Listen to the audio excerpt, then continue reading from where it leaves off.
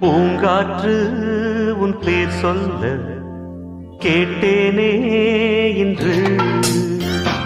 நீரூற்று என் தோள் கொஞ்ச பார்த்தேனே இன்று.